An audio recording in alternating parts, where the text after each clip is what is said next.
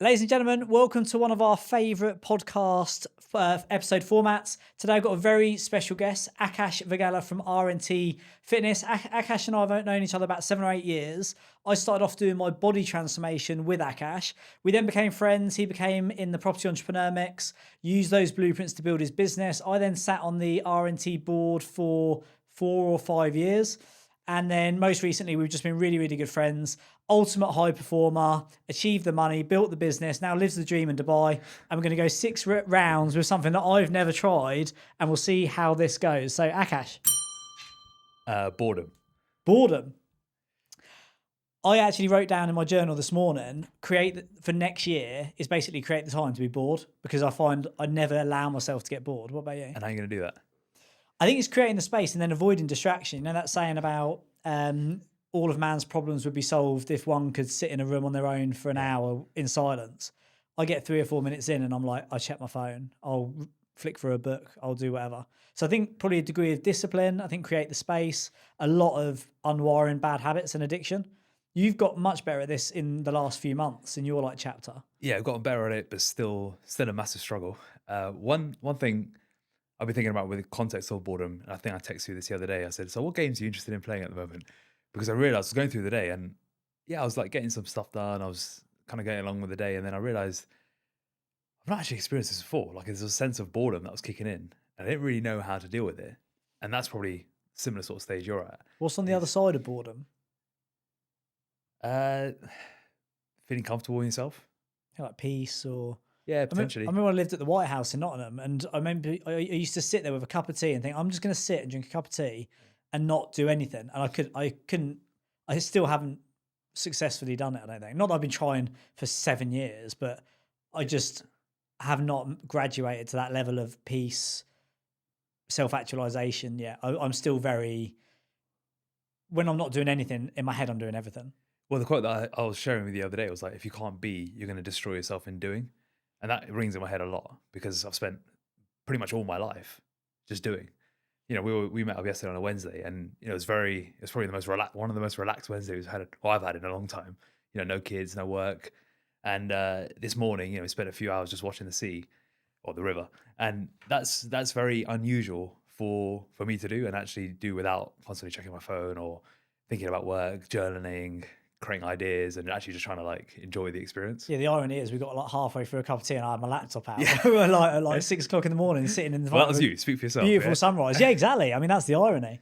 Do you think there's a degree of irony with boredom in the fact that really boredom and laziness is one of the things that stop people from achieving the journey, if you like, going from literally when we met, Yeah. you were like a one-man band. Now you've got a global company, done 4,500 transformations, achieved everything you want successfully, and now you are, without saying living the dream, you're slowing down, you're doing a couple of hours work a day, you're enjoying your own time, your family time. Is there a degree of boredom, a degree of irony that boredom at the beginning of the journey is what stops people getting started, but then once you get into it and you wire yourself up to become this high performance machine, getting off the treadmill at the end when you've achieved it is actually, I would say, probably more challenging. Yeah. Is there a degree of irony in that? Well, I think boredom at the beginning is inertia from achieving anything, and then boredom, I think this is without any validation. This is more just thinking it through.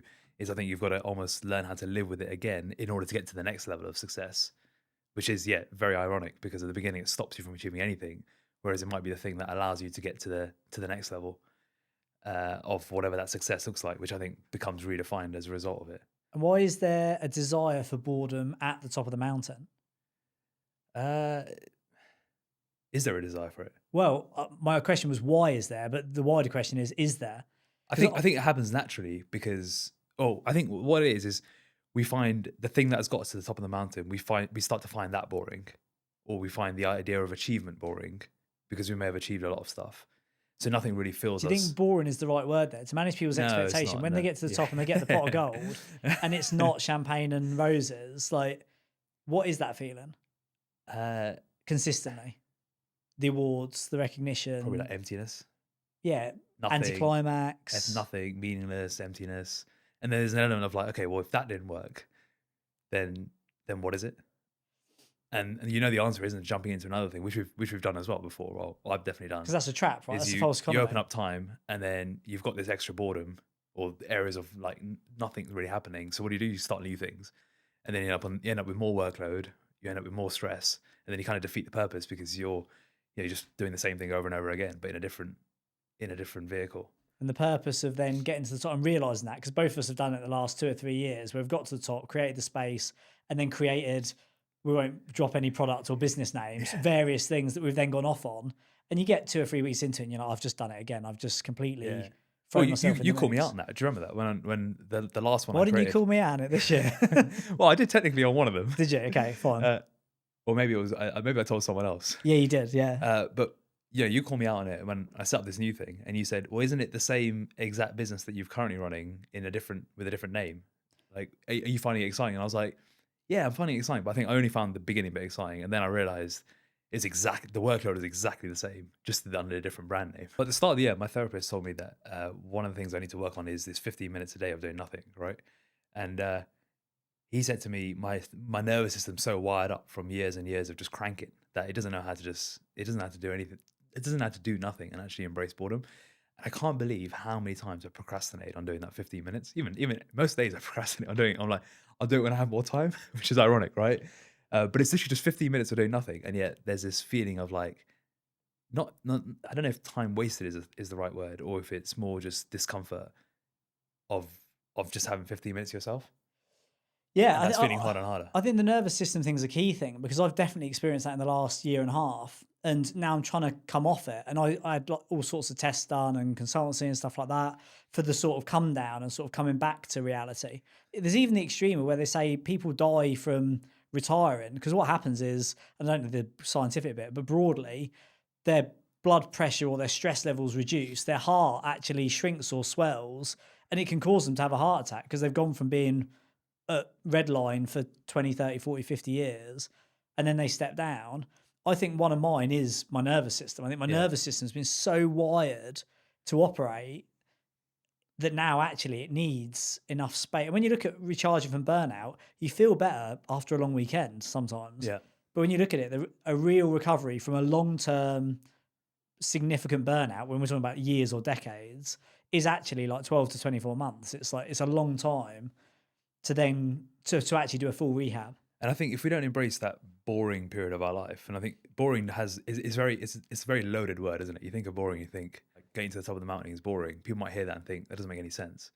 But I think if we don't have those boring periods of our life, I think it's very difficult to find out what the next thing really is for you. And I think that's the space I'm in right now. Is I'm trying to, with all my discipline, to not add new things into the diary. And I think for people listening to this, there's a really important caveat is like what we're talking about now is when you get to the end of your journey. You know, you've been doing this for how long was R&T? 9 years now. Yeah, nine and a bit. And we've done 7 of those together. Like you literally started at the beginning and have now got to the top.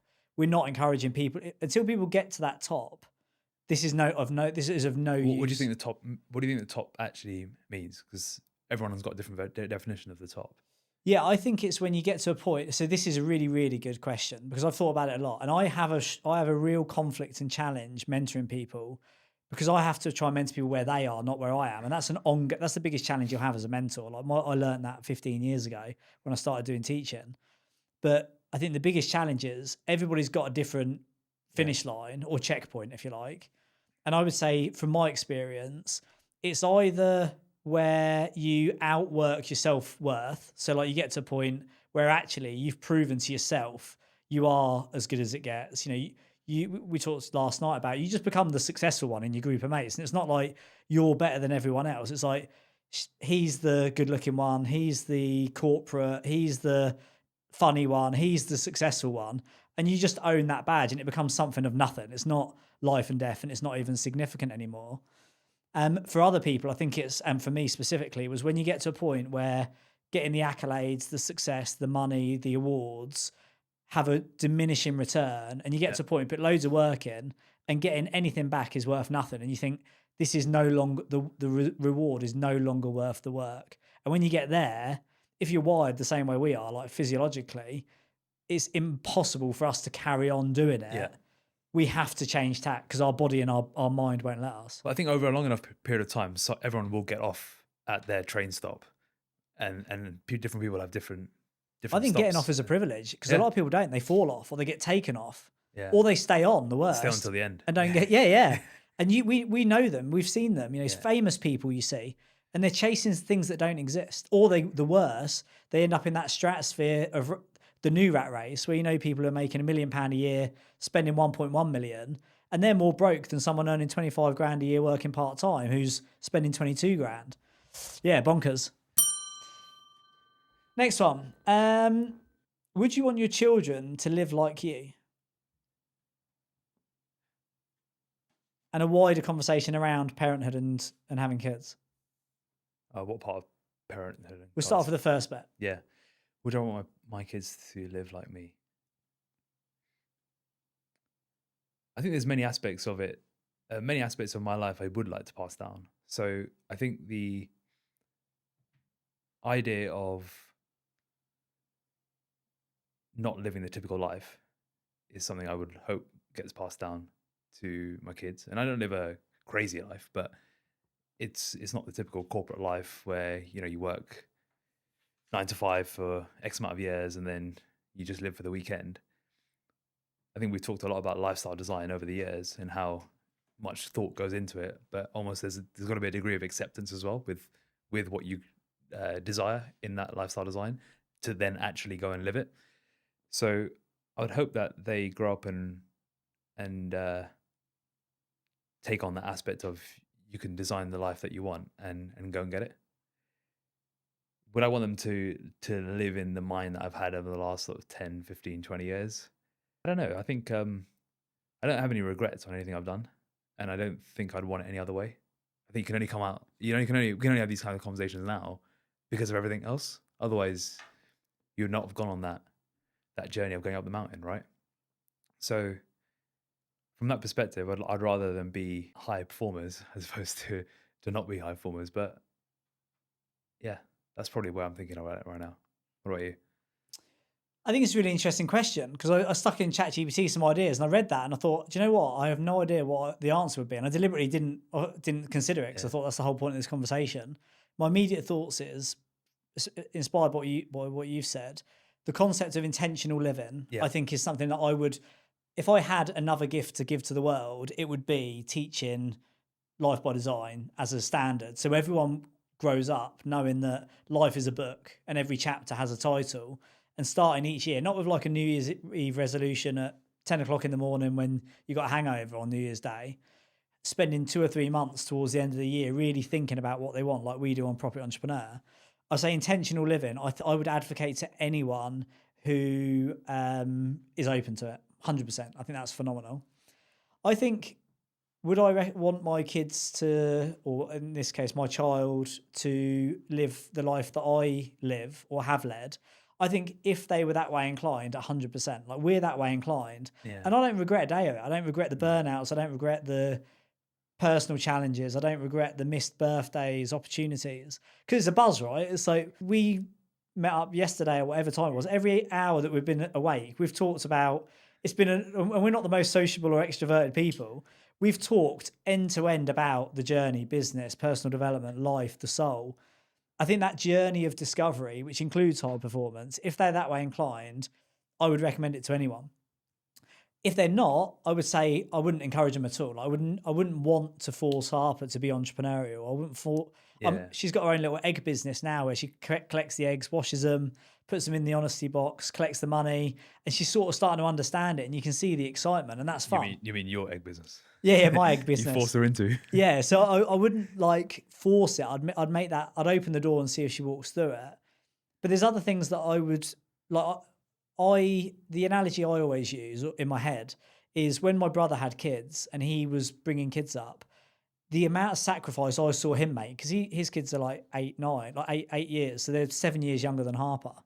7 years ago, I was a completely different person to who I am now, and I used to look at him and say, I can't believe how much pain and sacrifice you put into your life to bring up kids, because at the time I didn't want to have children. And he said, do you know what? He said, it's interesting you say that, because to me it's not really sacrifice. I love it. And he said it's exactly the same as you being an entrepreneur. He says, I wouldn't want to get up at 5 a.m. and work 7 days a week and have my house on risk to the bank. He's like, I just wouldn't want to do that. But you do it and you love it. And I did do it and I did love it. So I think there's horses for courses. I think with kids, just coming off the back of that is helping them identify whatever their thing is, and then really giving them as much support as possible for that thing, and opening their eyes to you can literally do anything you like in this world. Like, it's a playground.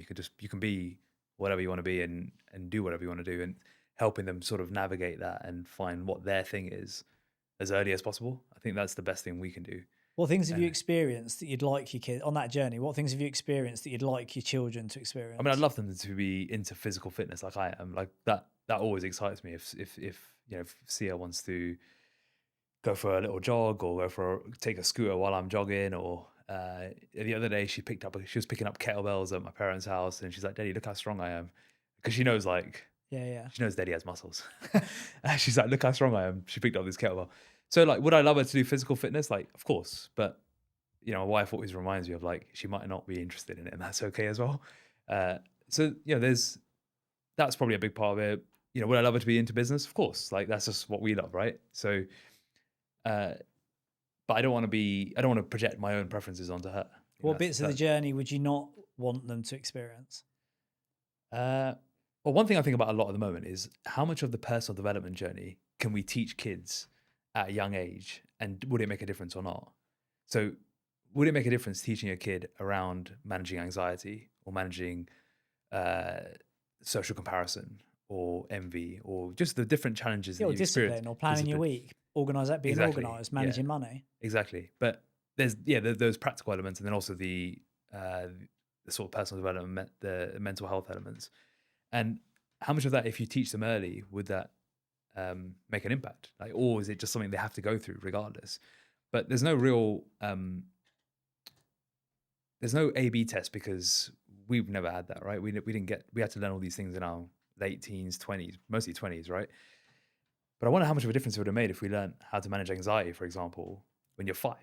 Well, I think that's a really interesting one, because if you think about anxiety specifically, I think there's good stress and bad stress. And I only think stress and anxiety is an issue towards the end of the journey. Like, you and I on our come up never used to talk about poor mental health, anxiety, stress, restlessness. I think on the way up, because there's a very fine line between anxiety and excitement, right? Yeah. It's arguably. Yeah. Obviously, the voice in your head and stuff like that is uncontrollable, but Yeah, so even teaching that, how do you manage the voice in your head?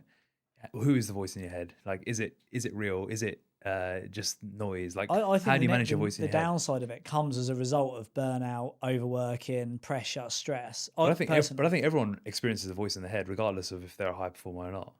And people will either listen to it too much or not listen to it. And so it's like, how do you manage that? And because that's the experience you're going to go through in life, right?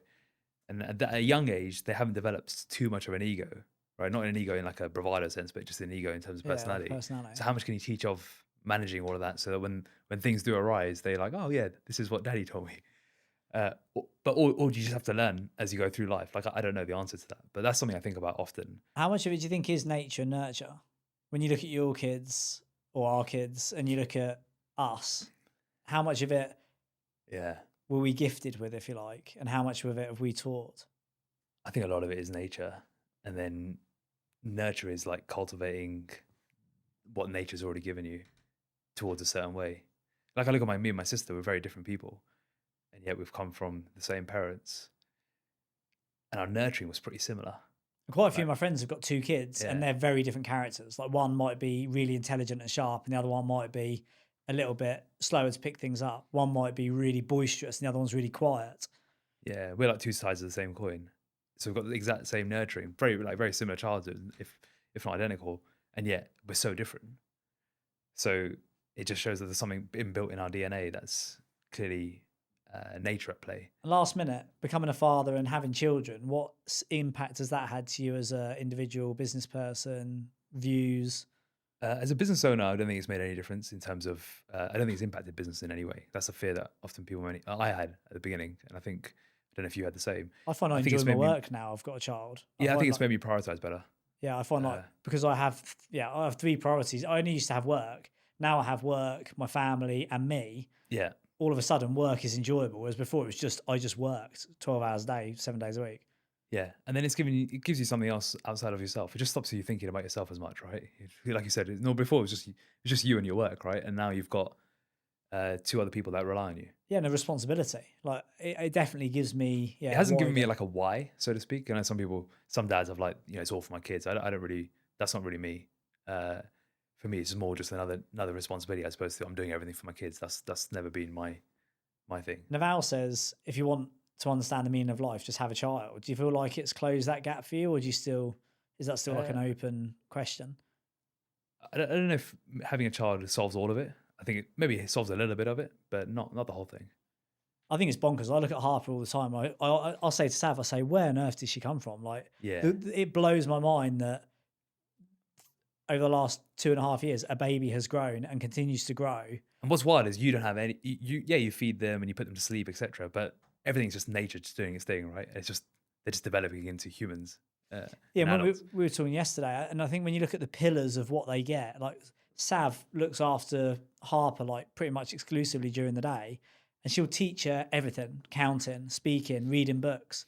And like because she's got all of that at a young age, she's learning everything so quickly. Whereas if she was one of 8 kids and all parents were at work and stuff, I think those, whilst it's nature, the degree makes to a big learn, difference. Yeah, I think the nurture of doing it early and investing heavily. I mean, the first set of books she had, you bought her when she was about a week old, and she knows those cover to cover now. Oh, those ABC ones. The baby Einstein ones, yeah. Mad. Brilliant. The perfect Tuesday afternoon. Sav and I had this conversation the other day. Tuesday afternoon. So afternoons are normally the same for me. It's normally gym, massage, gym, beers, gym, walk, and then Harper.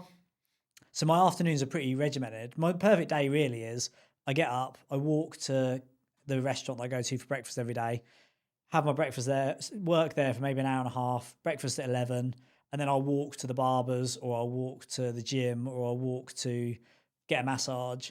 And then the afternoon I might do a few WhatsApps, do a few deals, and then I have Harper at 5 every other day. And then the evening I have dinner with Sav. It's very predictable, but I love it. Yeah. People are like, why do you eat the same 2 meals every day? I'm like, because I love them. What are the 2 meals? So breakfast is pretty much what I had this morning. Sourdough, poached eggs, salmon, and then dinner, chicken, broccoli and rice. Maybe pickled cabbage. Nice. And then maybe an ice cream for dessert. Has that been the day that you always aspired to? Or is that, as it felt like, this is it? Yeah, it's definitely, my whole thing's about sweet spots at the moment. Is just getting everything into a sweet spot where I just know what works and what doesn't. And that is having a good day plan. And obviously it's changed. There's a podcast that we did 3 years ago, and it's called New Season, New Schedule.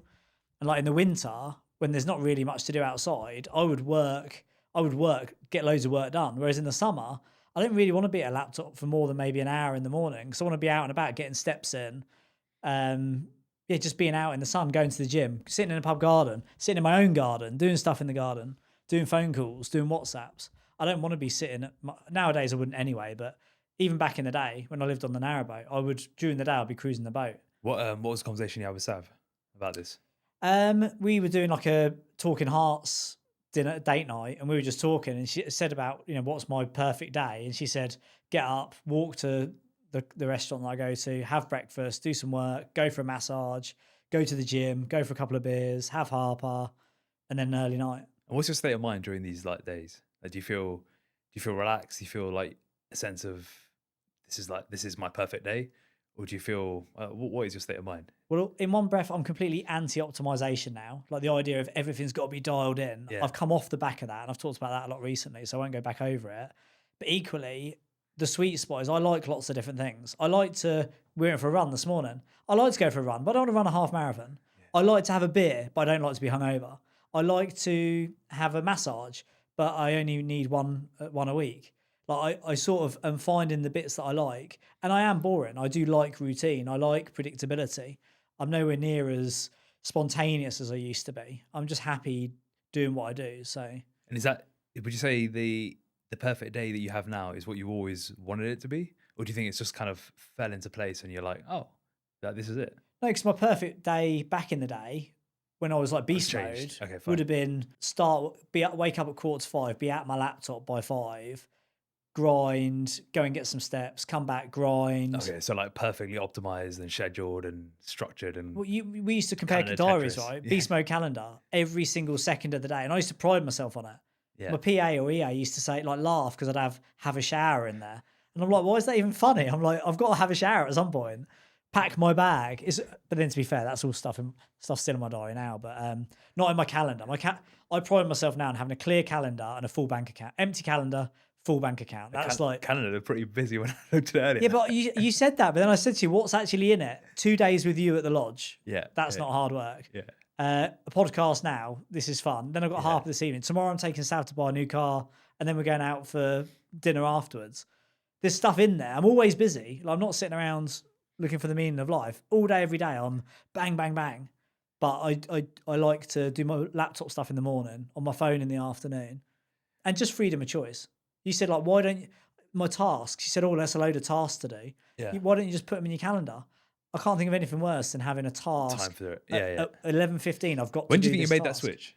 Because I've made that switch in the last sort of 6 months as well. I was moving away from time allocated tasks to more just like a rolling list of things I'm doing. When I stopped enjoying work. Oh, interesting. So you found like the enjoyment was lost because it was too scheduled. Yeah, when my work ethic. So there's 3 stages, right? Work ethic is like I'm going to work like a savage. Yeah. You and I did that for decades. After that, you've got, I don't want to work anymore, but I've got this mental block that I have to work. I need to be visible. I need to be on Slack. I need to be on WhatsApp. I feel guilty if I'm not working. And you go through that tumble for ages until you break through, which is challenging. I didn't do that till 3 years ago. And then on the other side, I'm like, I don't want to do anything I don't want to do. And if I have to sit and do something I don't want to do, record a sponsored ad video or whatever, things I just fundamentally don't want to do, they will eat me up. Like I will just be like, I do not want to be doing this. What's the feeling you get when you know you don't want to do something? Begrudging, like blood boiling. Like if I've got to do something I don't want to do, I'm like a spoiled child who's like, I don't want to do that. But I still do it because I've got teams I need to deliver to. I've got businesses I need to run. I've got investors that need to be looked after. Like I still do it, but my mindset is completely changed. Yeah. And I'm quite vocal about it as well. This isn't none of my team are going to listen to this. The reason my team have all got jobs is like there's so much work I don't want to do. I'd rather employ someone and say, right, you now do that. Yeah.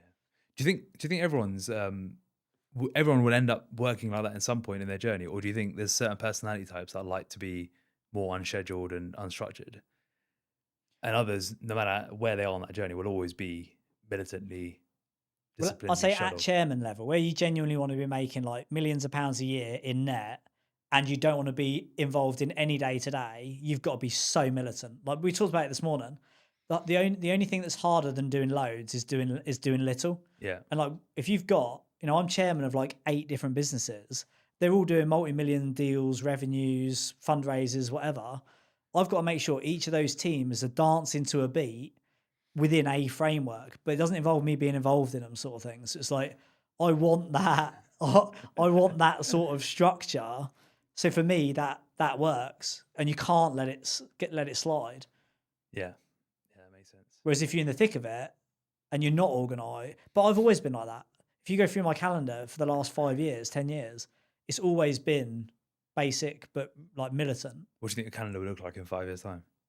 Well, when we were talking yesterday about like what is the future, what's the dream like, I was like, my dream is to be probably about 80% of what I want I've got. The last 20% is making it consistent. But then same as like rain and sunshine, you need the contrast to appreciate it. I would hope it's similar to this, where I've got today maybe an hour and a half, 2 hours worth of work to do in my to-do list. I love a bit of work. I love jumping on, being creative, speaking to the team, doing deals. I'm happy with that. Like, what's the 20% you're missing? Like consistency. Like today, so the shit hit the fan. We've got a deal going through today, and at the 11th hour, the shit hits the fan, and all of a sudden, I'm in the thick of it, and I'm like, I'm not there excited and like, let's all do this together. I'm like, a ball has been dropped here on my part. Now I'm having to pick it up. So I say it's sharpening those edges. Like we talked about, it's like playing bowling. If you want to start getting strike after strike after strike, you've got to bounce off the bumpers a couple of times. Yeah. To figure out where the middle is. I think it's that really. Yeah, it makes sense.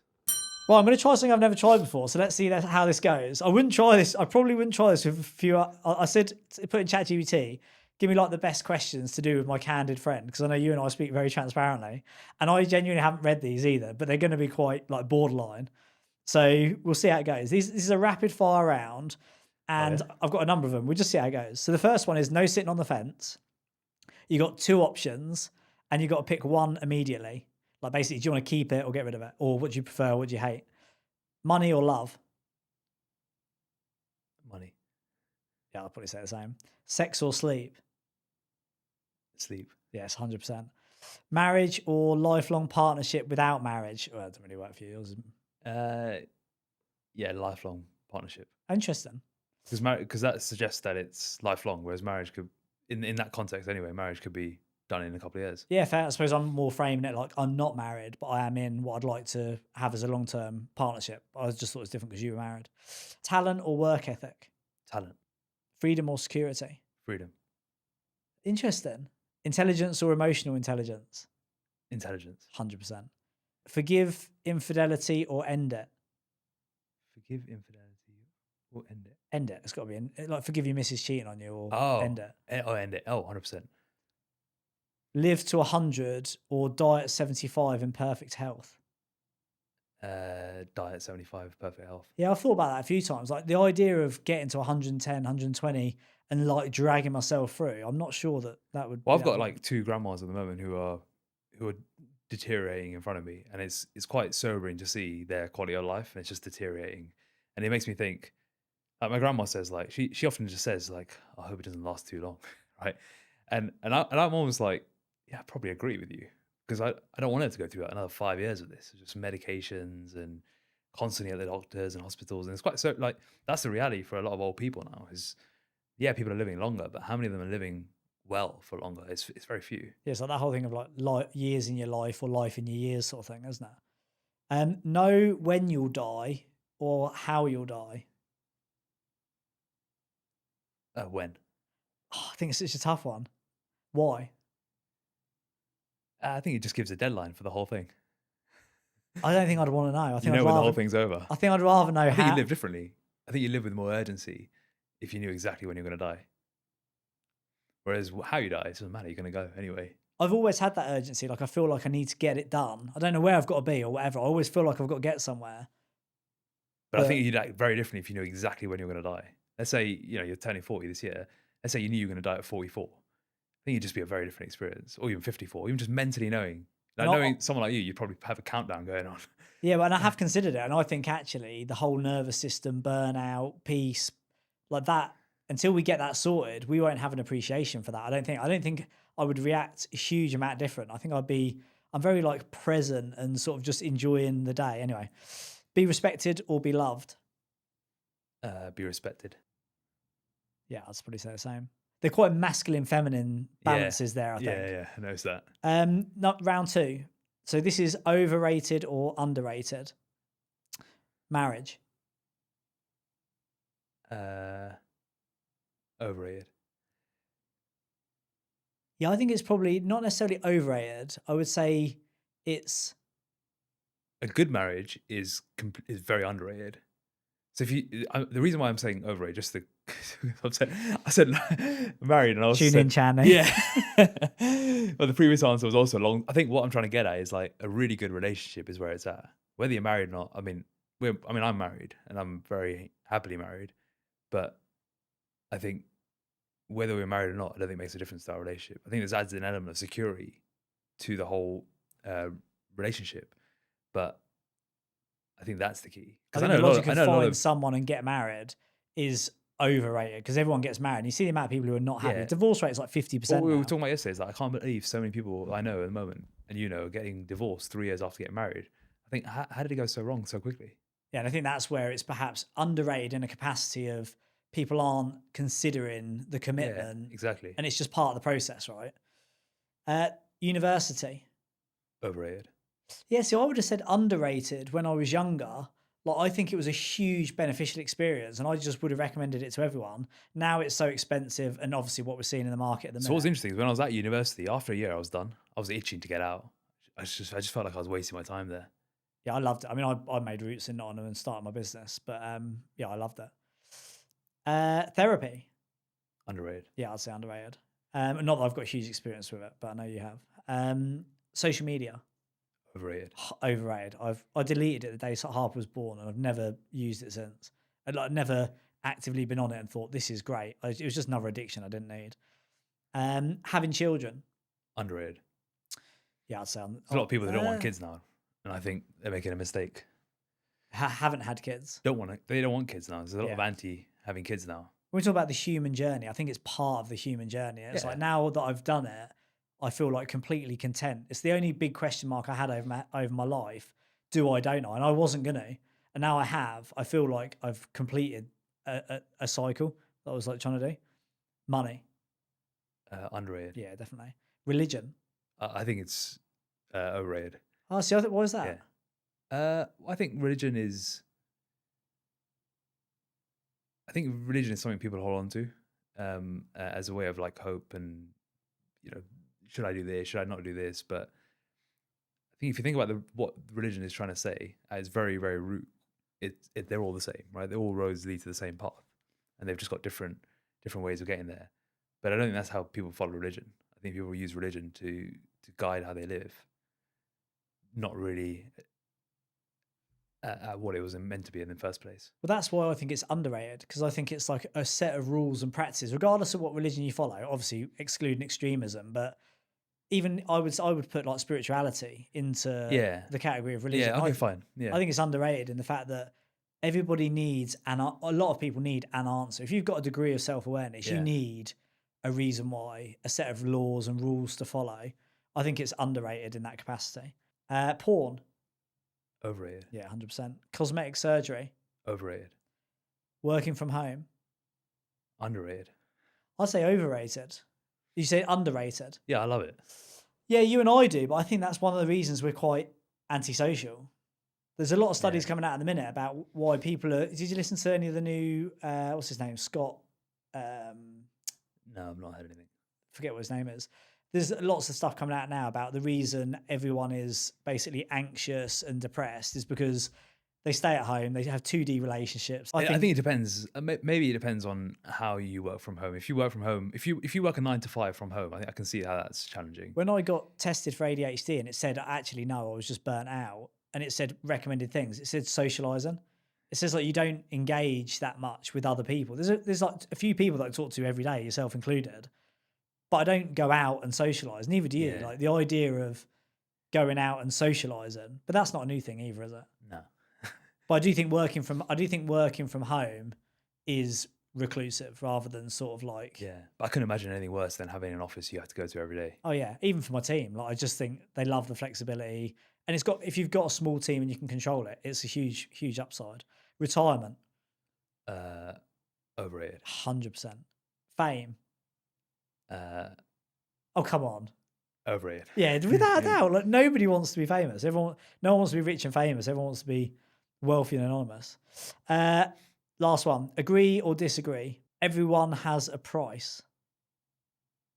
Everyone has a price. I'll say disagree. In terms of just buying them out for whatever. Depends where it lands of you. Yeah. I immediately thought the conversation we had this morning about there's no how much price is you it? could pay me to deliver consultancy. But maybe that's the price not high enough. But that's the thing. I think there is no amount of money you could pay me. If you said £3 million to come and work in my business for a day, a week for the next. What if it was £1 billion? I just don't think I would. I honestly, that's a good question. Would I for $1 billion? I don't think I would. If for 1 year you had to do a day a week in someone's business, you do it for $1 billion? Yeah, I mean, then you start fair. Everyone's got a price, right? I agree with that. Money can buy happiness. No, disagree. I'd say money doesn't increase happiness, but it does reduce unhappiness. Yeah, I agree with that. It just gets rid of all your like money worries, right? Which is often linked to unhappiness. Most people are settled in their life and their relationship. Yeah, 100%. 100%. Having children makes life better. 100%. Yeah, we agreed that. Men and women fundamentally think different. Yeah, agreed. Nice. Good one. Do you like that one? Kept me on my toes. I might have another one for you if you liked it. Go for it. Vanity. So in the fact of like elevated egos, You could talk about high many ways. self-worth. Yeah, it can be self-worth. You could talk about aesthetics. How vain do you think you are? Low. I would say I pride myself on my ability, my values, how good I am at being a friend, a partner, a parent, an investor. I don't pride myself on the way I look, the way I dress. Not that I don't look after myself. I try my best with what I've got, but I'm not standing there in the mirror like Wearing a get shirt. get my flex on. Yeah, I would say. I would say the irony of vanity is the more important it is to somebody, and this is quite a broad statement, so it's probably going to cause some offense, and it's not intentional. From what I see nowadays in the younger generation, people on social media, famous people, the more they invest in having a high profile, being attractive, looking good, cosmetic surgery, internally, I think it actually has a negative effect that's actually drawing them backwards. I don't think it closes the gap and makes them feel better. I think it actually pushes them apart. I think the dichotomy of life is, or the sort of the objective of life is this: who you are and who you want to be, and driving them together until they meet in the middle. And I met mine, and mine's always getting closer and closer. But 10 years ago, they were so far apart. Who people thought I was and who I thought I was were completely different people. Nowadays, I would say the gap is the difference between who I am and who I think I am and who other people think I am, I would say is significantly smaller than it used to be. What about you? What do you think the backward thing is? When you say people go backwards when they do cosmetics or they're trying to increase their vanity, what do you think goes backwards? And are you talking about I would say self-worth. increasing vanity through shortcuts or increasing vanities through, let's say, someone improves their health and fitness? Because that's also there is an element of you are increasing your vanity, right? In my sense, I'm thinking about vanity as cosmetic, Okay. like Yeah. Understood. appearance, lip fillers, whatever you want to have done. I would say if you pride yourself on how you look, unless you are completely oblivious and you have a huge self-worth, in which case you're probably not even that attractive. A lot of people who think they're really hot are actually not that hot, whereas a lot of people who are really hot have a really low self-worth and low confidence, whatever. I think, and again, this is very broad, Yeah. but I think there is a if you were to do a study or find a data set, which I've never seen, I suspect the level of confidence and self-worth people feel who are actually outwardly very successful, happy, public, fit, attractive. I think actually the more of that stuff you do, the more internally it eats you away. I think it reduces your self-worth, not increases What do you think it. increased your sense of confidence the most in the context of bridging the gap between who you are and who you think you are? Probably two things. One is competence. When you've tried to do the thing and you've done it 9 times out of 10 and you know you're good at it, I would say that then gives me basically competence. I think confidence comes from competence. And because I'm competent and I feel very confident in myself, I think that's one part. And then I think the second part is integrity. I think what I used to do behind that whole saying of the definition of integrity is the way you behave in private when no one else is looking. Yeah. I would say when I started my career with a public profile, everyone thought I was completely polished, businessman, XYZ. Behind the scenes, I was doing all sorts that I was, in some cases, not proud of. Over the last 10, 15 years, a lot of that I've shaken off and sort of closed the gap. And equally, a lot of it I've become more transparent about. And I'm just like, this is who I am. And I've developed somebody that I am. The big thing now is I'm proud of who I am. And I've talked about it a few times recently. Like I think I'm the partner that I would want to have myself, or I think I'm the parent I would like to have myself, or the friend. I think I'm a good friend. I would want a friend who's like me. I'm proud of who I am. Whereas 2, 3, 5 years ago, I was not proud of who I was. If you have a failure in let's say business, because that's where you probably draw a lot of competency from, does that impact your confidence? It depends how significant. I think it's probably like you getting an injury, which happens quite frequently. I think when you're in that space, you're made to make mistakes, and you don't. Although it's frustrating and it's annoying and it definitely slows you down or puts you back, I don't look at it as a failure. Like if you get an injury or you pull a muscle or you miss a show, obviously you don't do shows anymore, but or you you bail in a race. Although it might be a bit disappointing, I don't feel negative about it. I don't know about you.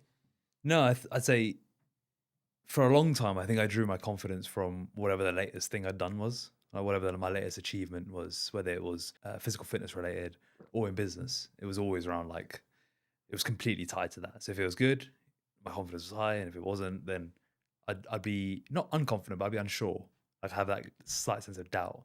I think over the last year, I've tried to work on pulling it away from that, because I realized when I was attaching it only to that, it was a big part of what drew me into burnout, because I was constantly, if I wasn't on a high, I'd be trying to recover back to a high, and it just felt like a roller coaster I was going on, until I realized that I was drawing all my sense of worth and value from whatever value I was creating, as Just opposed to what you just said earlier, which was knowing what my values are and knowing who I am. And throwing that into the topic of vanity, where does all that fall into place? Because I don't necessarily align the two. It might be I got the wrong end of the stick. No, but I just use that as an opener. Okay, fine. Yeah, sound. In which case, yeah, I think you go on that journey. We've gone on a tangent. I think that's what it was. Perfect. Well, that's where the best conversations happen. I think the whole Maslow's hierarchy of self-actualization is the one. It's like you form yourself into somebody that you're proud of, and you're happy walking around who you are, warts and all. And that quote about I never lose, I learn. I genuinely don't look at any of my failures, even the ones that I really struggled with at the time. If somebody said press a button and go back and undo it, I wouldn't undo it. I just think it's part of the tapestry. And I think the other thing is, as you get older and more established and you've got more resource, the safety net gets bigger. You know, you're already in shape and looking good. An injury that's going to slow you down for a few weeks is like not going to reduce the baseline of you've got a six pack and you're the fittest dad in the pool. Like, you're always going to have that. And if I do a deal and I lose £500,000 or £1 million, it's going to be a painful day, week, month. But it really is not going to be, you know, I would probably be quite vocal. I would probably share it. It'd be giving me an opportunity to be like, really assess where my limits are. So I guess pulling it back to vanity, how much do you care about what you look like? Or how you look? In many different ways. It could be your face, your skin, your clothes. Like, how much do you pay attention to what you look like? Well, I invest in it. You know, I'm always reasonably well groomed. I take supplements, I exercise, my diet's good, I don't over exceed. Do you do that for vanity reasons, or do you, well, what do you think drives? No, I don't, because if I was really like obsessed with anti-aging, slowing down the process, being 8% body fat, I wouldn't have it. I wouldn't what? You'd have done it. Yeah, I'd have done it. Yeah, exactly. It's not a priority. I want to be in shape and not out of shape. I want to be fit. But the fact that the irony is, when I did a weight cut this year and I got a six pack, I didn't even take my t-shirt off. And I was sitting to Sam like, why am I staying lean if I'm not even taking my t-shirt off? I might as well carry another 2 or 3 kilos, enjoy a bit of the balance of life. For me, that's probably where it sits. I do care what I look like, and I try my best. I wear my good suit. And not the majority of the time, 7 times out of 10, I will look in the mirror, probably with a level of delusion, which is what happens when you just live in our world. And I'll be like, yeah, I look the nuts sort of thing. But also there's a degree of different, without keep going back to the sort of sexuality, like male and female, a lot of male status doesn't necessarily come from good looks, right? It comes from resource, it comes from success, it comes from security, accreditation, you know, ability, status. And I've always said that. You know, I did it on one of our last 6 rounds. I was like, why did I get successful? And I said, probably to raise my value in the marketplace. And there's probably a degree of that that's true today. Whether or not I'd have the confidence to leverage it, I don't know, but it's not relevant to me. I'm in a relationship. I keep in shape for my partner, for myself, and for my own like self-respect. When I'm on stage, you don't want to be out of shape, right? So, yeah. Right, is this the last one? Last one. So let's do a few more rapid fires, and then because I think we'll get through them, and then if we've got more time, I'll throw a final one in. Would you rather have £100 million but no children, or live on the average income for the rest of your life with an amazing family? Second one. Read your partner's mind or let them read yours? Read my partner's mind. I would rather Sav read mine. I can't communicate like nothing really bad goes on in my mind, but I can't communicate to Sav. Until I start writing these tunes, you know, the ones I've been sharing with you. Sav's been listening to them. She's like, I finally now start to understand what goes on in your head. It's like not a quiet place. It's interesting because I've been writing these parables I mentioned. I've been sending them to Chandy. And what does she make? And I just say to her in preface, I say, these won't relate to you in any way, but this is what I experience. She's like, yeah, keep sending them. She's like, she understands that she won't be able to relate to it, but she understands where that journey is. but doesn't understand why we can't just get over it. Sav and I were doing a quiz night like this the other night, having just a date night on Friday, I think it was. And one of the questions was, what's one thing you've learned about your partner in the last 6 months that you didn't know before? And Sav said she now understands I don't have a choice not to work. She's like, that song I wrote about addiction. This is my addiction, just about work ethic, being busy, high performer. And like I gave it to her, and she said, I now understand why you have to work. It's like I just can't not work. It would be bad for me to not have responsibility and structure and stuff like that. So for that reason, I would rather. So in reflection, would you rather read Chandni's or have Chandni read yours? Yeah, on that basis, I think it makes sense for her to read mine. And do you think Chandni's thoughts and mind is either? Do you really think you struggle to interpret it or read it? Like, because she's very, very similar to Sav in certain respects. I don't find it hard to read. In fact, now that we talked on that context, I can see why it'd be beneficial. But then equally from the other side, like logically, but on the other side, there are elements where I just don't consider stuff that she's feeling, and there's a lot that often happens where I might think she's not got much going on, but she's got like 100 tabs open, and sometimes I'd love to know what those tabs are, because then I'd probably approach things a bit differently. That's where I was probably coming on it in the first place. And I think actually now you said that, I would be the same as Sav. Is this because I can read Sav and I just know her reasonably well, but then equally there's bits of her I just can't fathom to understand what challenges she has or things like that. So I think actually that would be interesting. That would be like an interesting perspective. Whether I'd want to be tuned into that radio station all day, I'm not sure, but it'd be nice to dip in and out of. Would you rather lose all your money or lose your reputation? Lose all my money. Really? Yeah, I can get it back with reputation. I think if you lose your reputation, I'd rather lose my reputation. I would pay to lose my reputation. Really? Maybe that's a bit flippant. I would pay to not be a profile. Like, yeah, I mean that's a different question though. But if you had the chance to that's a question of like, would you rather be rich or would you rather be famous? That's that question. That's what you're answering there. But this is more like, if for the rest of your life you either lost your reputation or you lost your money. I think it would force me to start at the bottom of the mountain again. Yeah, of course. With resource. If you lost one of my biggest fears, and it's not really a fear, but it's my biggest consideration above everything, is financial security. Yeah, I can tell. Yeah, you think about that a lot, don't you? I think about it all day, every day. What do you think the root causes for that? Because it doesn't cross my mind much. Well, it's in your interest for me to have it top of my agenda. I think I have true. Yeah, John and I were saying it is I don't understand why you XYZ. And I was he said that to you. Yeah, I said because I think with the family office model of investing other people's money. I said because it holds me to account. Like you'll always be accountable more to other people, right? And I've got in one of the lyrics in the song, it's like I've got businesses and boardrooms, whatever it is, families to feed. And it's like there's people around. Every now and again when I'm having like, am I actually giving enough to the world? I've got a page in my journal of like, who am I actually helping? And when you do that little spider web of who are you helping, there's families around the world that are reliant on me doing a good job to pay their house, pay their kids' fees, pay their retirement. So like when people are like, I don't understand why you're so paranoid about having all this money in the bank. I'm like, but that's a business as well though, right? Is your fear around, because that's a business responsibility. Yeah, but yours seems more of like a broader financial responsibility. I would live down the lodge. I would live in the lodge for the rest of my life with Sav and Harper and never have an issue. My personal responsibility is to people that invest with me. Okay. Like that. And that's been the same. I've done that since 2011. So what's that? 15 years I've invested other people's. I think every single one of my family's pension is invested with me. Like other people in our circle are invested with me. I think that's why, to me, it's like, and also I know how hard it was to make.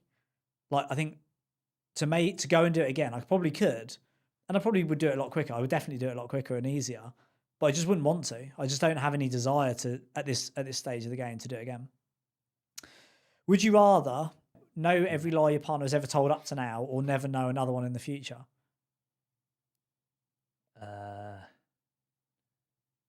Probably the first one. I'd probably go for the Assuming second. assuming the second one means there's going to be more lies. Yeah, I'm always about avoiding downsides. So I'm like, there could be some damage if the grenades go off. There's a lot of relationship questions in here. Eh? Yeah, no, I didn't even intend to do that. Would you rather be incredibly intelligent but unhappy, or average intelligent and perfectly content? We're both quite intelligent and unhappy. We're not actually unhappy, but we're Probably constantly like, what's first next? Where are we going? Yeah, the first one. Yeah, yeah. I think if you're smart Or an enough, you'll end up average figuring it out. intelligence and permanently content. Honestly, I do often think, and this isn't to belittle our position, but like we know that we're living the dream and like we're just looking for the squeeze the last bit of juice out of whatever it is that's next for us. But I would say, I do think that saying of ignorance is bliss, where some people don't have a desire, they live in the matrix society, and yeah, they might begrudge going to work, but to them, that's just what life is. I'd never want to do that. No, you wouldn't. Yeah. But that's because you're whatever, Yeah. aware, driven. But imagine if ignorance is bliss. You know, like you were, let's say, whatever the question was, you were average in intelligence, but permanently content. Yeah. Surely a degree of downside of intelligence is Yeah, you question everything. you're nuts. Yeah, you question everything. Like, I'm sure Einstein went nuts. There's the other guy who started weeing in jars. There's like, they all eventually like, Elon Musk is probably the most intelligent man on the planet, Yeah. and it's not necessarily working well for him. I think it's a good question. Would you rather live forever alone or live another 20 years surrounded by people you love? Surrounded by people. Yeah, as long as there's not too many of them. Would you rather be famous but disliked, or anonymous and deeply respected? Easily the second one. Yeah, easy. Would you rather relive your best year or erase your worst year? Probably relive my best year. Same. We might actually, I think we're actually going to get through these. So next one is called Finish the Sentence. Okay. And we both do these. Most people don't realise that. They can. The first thought that came to my mind was, it's all a dream. Oh my God. Elaborate. That was the first thing that came to my mind. And then I was going to say, oh, maybe I'll just say something a bit more. Elaborate on that one. Well, it kind of comes back to what you said around like ignorance is bliss, in that we probably have our own level of ignorance of what's actually going on. I think there's always this analogy that a friend of mine said to me. He's like, they're walking in a pond and there's a trapdoor at the bottom of the pond, and most people don't realize that you can open that trapdoor, and if you open it, there's a whole new world underneath it. And I think it's very easy to go through life not knowing that there is a trapdoor, and you just think whatever is like you just mentioned, the typical 9-to-5 job where you just sort of sleepwalking through life. That's what 99% of the population are probably doing. But I think there is that trapdoor, and I think that's what drives us nuts. Of like what's going on at the bottom of that pond. And it's very sort of like, and most people don't realise it's all a dream. What's that in a spiritual frame? Yeah. Briefly. So I mean, the thing I think about a lot at the moment is what is reality? Is this all just a dream? How much of what we perceive is our everything we perceive is determines what we see and hear and etc. But if we didn't have senses, then what would the experience be? So if we didn't perceive anything, what would it be? What's left? And all that's left is like awareness, right? You're just aware, you're just being, and you're just. I don't know if it's the studio something. lights, but it's tripping me out already just thinking about it. I mean, I can't even communicate properly because it's. Well, the row you something go, right? It's something I'm still trying to get my head around. I'm thinking it through a lot. And so the first time, as soon as you said, what do most people not realize? That's the first thing that comes to my head of like, yeah, it's just all a dream. Like once we die, it just all goes, right? I'm tripping out. Yeah, so I mean, big question. I would say most people don't realise that they have a choice. I think a lot of people do what they've been told to do or what they think. Well, that was they my should second do. answer I was going to give you. Was it? Yeah, it was like you can have whatever you like. Yeah, I was going to say like. they don't realise that anything is possible, but I also don't think that's necessarily true. I think there's a degree of within your space you can go to what the nth degree. Like I'm never going to slam dunk basketballs. Yeah. But I could probably, if I committed to it, play piano at orchestra level sort of Yeah. thing. Well, I'm trying. I just need to get back to my lessons. Finish the sentence. The world would be better if it was run by capitalists. It was run by... Entrepreneurs. I mean, it is sort of run by capitalists, but it's not. It's run by power. But I would say if it was run as a business. But then it is. It's It is just... though, it's isn't the... It is. What would you say? The world would be better if... Everyone was fit and healthy. Love it. Finish the sentence. Love is... Love is... a feeling that I would like to feel more intensely more often. Okay, so you're just thinking of it as whatever springs into your mind. As Just opposed to finish the sentence. yeah, love is something I have a lot of in my life that I probably don't appreciate enough. Yeah, banging. Sex is... important for a relationship. yeah, sex is the solution to all problems. Money is... great for living a great life. I would say freedom and security. Yeah, money gets a bad rap a lot of the time, but I think it's echoing what you said earlier. It solves a lot of your problems Yeah, I think that you would otherwise be unhappy about. money isn't the game. Having money completes the game. When you've got money, you can then play the game at I another think you just got level to know your number. I think that's the biggest challenge most people have. and live is- within your means. Yeah, live within your means. Yeah, The biggest lie society tells us is you go. that fame is the promised land. Yeah, then kind of backing off the last one, probably that money will solve all your problems. Last four, and then we're going to finish. Something I pretend not to care about is Something I pretend not to care about. my extra 3 kilos of fat that I'm carrying. That's definitely mine. You act like you don't. You pretend not to care about what you do. Yeah, I don't give enough. I don't care enough to do anything about it. But I don't stand in the mirror and go, "This is a great look." Yeah, probably sometimes I'd say the clothes I wear. I think I act like I don't care. But sometimes I'm like, I would like to wear clothes. It doesn't need to be. This doesn't mean they need to be like expensive. I would like to wear clothes that actually, Don't have any holes in them. yeah, don't have holes in them, actually fit my body, etc. Something I'm scared to admit is Something I'm scared to admit is what I would have said like 6 months ago is how much I've struggled to be in my head over the years. struggle to be in your head. Yeah. Or live with my own experience. I would have said that 6 months ago. I'd say that's a definite work in progress now. That feels it feels much easier now to be in my head than it used to be. Right? I think before it was a lot more challenging than I probably realized. I think it was relentless in my head. I think that's a good answer. I don't know what mine would be. I think I'm the other side of that, where I'm sick of talking about how burnt out I am. I'm literally, I think people must get bored of me talking about how whatever it is. I'm just, yeah, I need to be a bit more positive, I think. Like penultimate one, if nobody judged me, I would. I would publish more writing. Yeah, I would write more songs. Last one. That's interesting. Well, why do you not do it then? Do you feel like your Well, I'm on with songs it now, right? I've got six songs done. do you feel like your songs will get judged? Is that why? No, they're because quite I've broken deep. through now. But bearing in mind, I started this in 2009. That's like 15 years. But now, now I've got six. What's always held you back? Just been rubbish at singing and rapping. I've been good at doing lyrics, and like Oles and I tried to do some production. We never really got anywhere. But now with AI, you can do the production and the rapping or the singing. I just write the lyrics. It's amazing. It's the missing piece of the puzzle. Maybe you ask the studio engineer if you can do it here. Yeah, there we go. That'll be the next 6 rounds. I'll try and do a few tunes. Last one to finish. Before I die, I need to.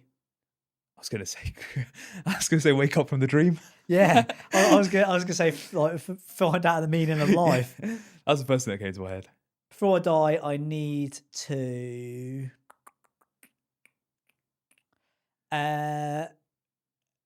write the book of Living Off the Steam.